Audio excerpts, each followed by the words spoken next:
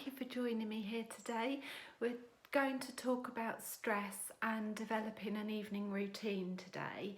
I'm going to answer questions why we need an evening routine and how should we develop it.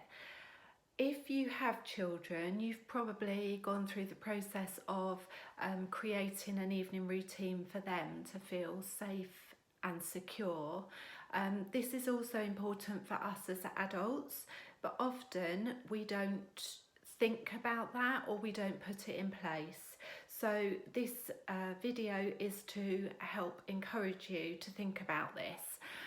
It's important for adults because it helps us to sleep properly. Our sleep will improve. The main things to avoid doing is smoking.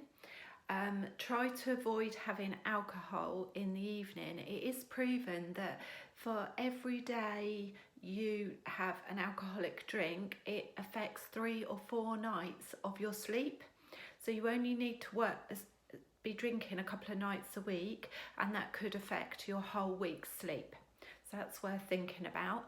And caffeine, if you consume all of your caffeine or the caffeine you're going to have before midday, then your sleep is less likely to be impacted by that. The other thing that's quite important is not to go on devices in the evening.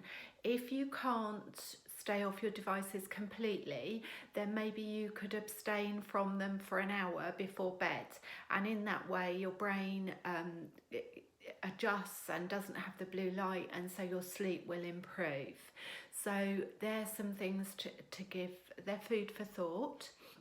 And if you think before you go to bed, if you prepare for tomorrow, so you could put your clothes out ready, have a glass of water on your bedside table so that when you wake up in the morning you can drink that to combat the dehydration overnight.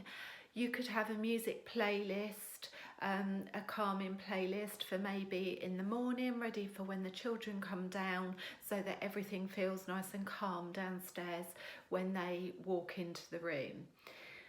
The evening is also the best time to write our gratitude list, and we could concentrate on 3 things that went well today. This is proven to lower our stress levels, and it will make us feel happier and less depressed.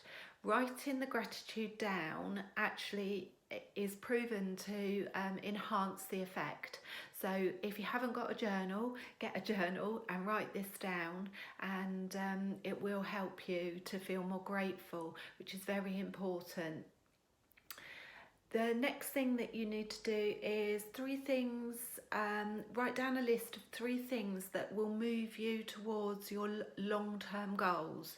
So 3 things you can do tomorrow that will move you towards those longer goals.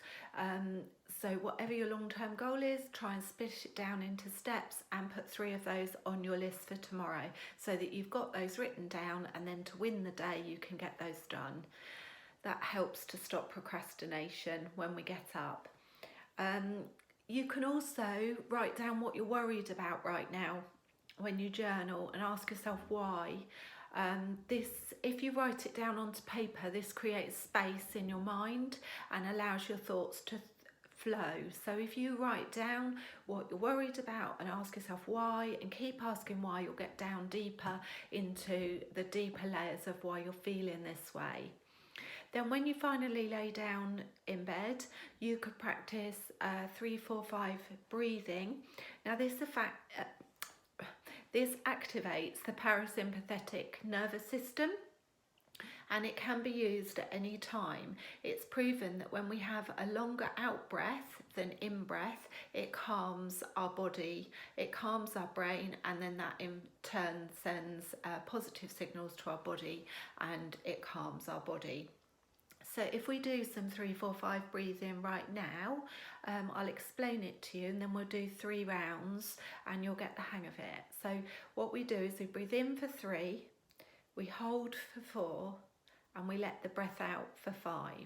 So if we do it together, in for 3, 2, 1, hold, 4, 3, 2, 1, and breathe out.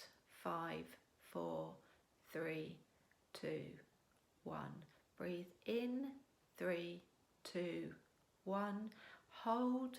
4, 3, 2, 1, and out. 5, 4, 3, 2, 1. Breathe in.